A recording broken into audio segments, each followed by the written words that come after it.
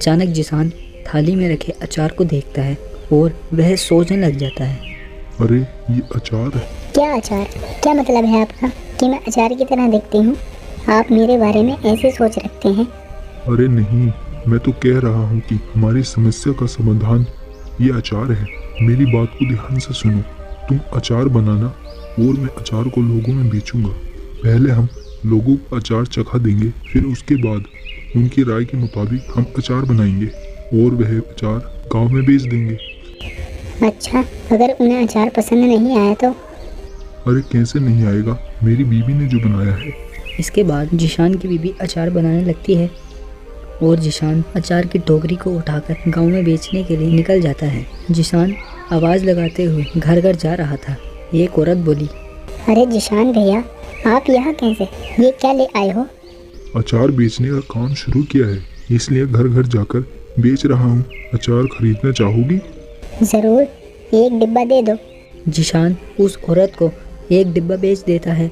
औरत बोली, ठीक है भैया। ऐसा करते करते जिशान दूसरे घर गया। मुर्तज़ा भैया घर पे हो? अरे जिशान कैसा है भाई, और कैसा चल रहा है सब कुछ? उस चोरी के बारे में मुझे सुनकर बहुत ज़्यादा दुख हुआ। जाने दो भाई, क्या कर सकते हैं। अच्छा ये बताओ, क्या तुम अचार खरीदना चाहोगे? हाँ क्यों नहीं, हम बाज़ार से भी तो खरीदते हैं, इससे अच्छा तुम ही से खरीद लेंगे। यह अचार मेरी बीवी ने बनाया है। जिशान मुर्तज़ा को भी एक डिब्बा बेच देता है। धीरे धीरे जिशान का सारा अचार बिक जाता है और वह घर पहुंचता है। आप आ गए। कैसा रहा आज का दिन? किसी ने कुछ खरीदा या नहीं? कुछ तो नहीं खरीदा है, लेकिन मैंने कहा था ना, मेरा अचार इतना भी अच्छा नहीं जो लोग खरीदें। इसे बेचने का विचार आप ही का था। पूरी बात तो सुन लो। लोगों ने कुछ नहीं सब कुछ खरीद लिया है, देखो जाकर टोकरी में। उसकी पत्नी ने जब टोकरी की तरफ देखा तो वह चकित रह गई। अब तुम बस ऐसे ही बनाती रहो और मैं घर घर जाकर बेचता रहूँगा। मैं कहती हूँ ना, आप ऐसे करिए, पास के गांव में भी बेचना शुरू कर दीजिए। क्या पता वहाँ के लोगों को भी थोड़ा बहुत अचार पसंद आ जाए। अब हम जितनी जगह जाकर बेचेंगे उतने ही तो हमारा फ़ायदा होगा। कल से आप थोड़ा और अधिक दूर जाना और थोड़ा अधिक अचार लेकर जाना। ठीक कहा तुमने, मैं ऐसे ही करूँगा।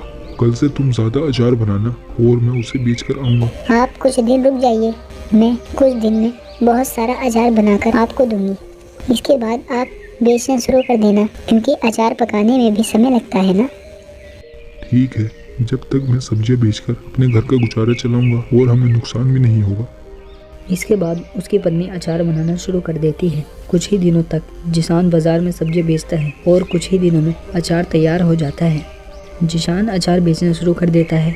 इस बार जिशान दूर के गाँवों में जाता और अचार बेचना शुरू कर देता। अब धीरे धीरे उनका बनाया हुआ अचार जगह जगह फेमस होने लगा।